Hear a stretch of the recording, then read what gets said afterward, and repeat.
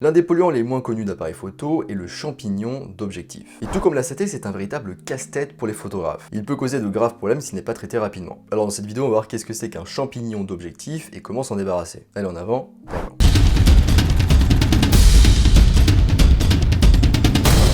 Avant de commencer, je rappelle qu'en description, vous pouvez accéder à ma formation gratuite sur les bases de la photo. Je vous invite à vous y inscrire si ce n'est pas déjà le cas. Alors, qu'est-ce qu'un champignon d'objectif? La poussière peut facilement se retrouver dans votre objectif et elle contient parfois des spores de champignons. Lorsque cette poussière du coup rencontre l'humidité, eh bien le champignon peut facilement se développer à l'intérieur de votre objectif. Lorsqu'il commence à se développer, le champignon d'objectif ressemble à de petites toiles d'araignée. Les champignons sont fréquents dans les vieux objectifs qui n'ont pas bougé depuis longtemps, et qui sont rangés un petit peu dans un coin, dans l'ombre comme ça. Cela s'explique par le fait que les champignons aiment les endroits sombres et humides. Les objectifs n'étant pas utilisés, donc pas dérangés, ne peuvent pas non plus déranger le champignon qui peut croître tranquillement. Le champignon d'objectif peut détériorer la qualité de l'image et diminuer de façon permanente les performances de l'optique de l'appareil photo. Votre objectif peut perdre sa clarté, ce qui rend la mise au point plus difficile. De plus, vous pouvez rencontrer une perte significative de contraste et un reflet supplémentaire de l'objectif lors de la prise de vue en pleine lumière. Alors le champignon d'objectif peut-il être éliminé? Alors quand le champignon se retrouve à l'extérieur de l'objectif, vous pouvez essayer de l'éliminer vous-même. Veillez à utiliser des kits de nettoyage spécialement conçus pour le nettoyage des objectifs. Mais lorsque le champignon se loge dans votre objectif, dans ce cas, il faudra faire appel à un professionnel.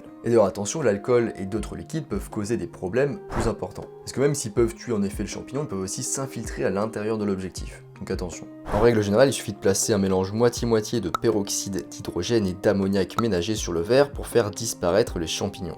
Une autre solution est de placer votre objectif dans un endroit ensoleillé. Les rayons UV devraient détruire normalement le champignon. Mais le problème avec cette solution, c'est que le champignon va se transformer en poussière. Alors ce qui va, c'est que la poussière ne peut pas se développer plus, mais vous devrez quand même toujours enlever quelque chose qui est dans votre objectif. Alors comment se prémunir du champignon d'objectif? Alors il est beaucoup plus facile de prévenir l'apparition de champignons que d'essayer de l'éliminer quand il est présent. Donc on va voir quelques petits conseils préventifs. Alors déjà, utilisez une housse de pluie lorsque vous prenez des photos par mauvais temps. Utilisez aussi un pare-soleil sur votre objectif. En plus de protéger vos images des rayons lumineux indésirables, il protège votre objectif de la poussière. Utilisez aussi un filtre UV, cela évite que l'objectif de votre appareil photo ne prenne la poussière. Veillez quand même à ce qu'il n'y ait pas d'humidité entre le filtre et l'objectif. Pensez aussi à conserver vos objectifs dans un endroit sec et lumineux. Laissez toujours votre objectif sécher après l'avoir utilisé dans un endroit humide ou sous la pluie. Placez vos objectifs dans un endroit où ils peuvent s'aérer. Veillez à les placer à l'air sec. Si vous stockez vos objectifs dans des endroits humides malgré vous, dans ce cas vous pouvez rajouter quelques petits sachets de gel de silice. Ça va aider un petit peu à absorber l'humidité. Ne touchez pas la lentille de vos objectifs avec vos mains sales. Les traces de doigts huileuses sur le verre constituent un excellent substrat pour le champignon d'objectif. Ne soufflez pas sur votre objectif, utilisez plutôt une soufflette. Et si vous voyez que vous ne pourrez pas nettoyer votre objectif vous-même, faites appel à un professionnel dès que possible. Ne prenez pas de risques. En conclusion, vous ne devez pas faire attention qu'à vos objectifs. En effet, le champignon peut aussi apparaître sur d'autres parties de votre appareil photo, comme par exemple le viseur.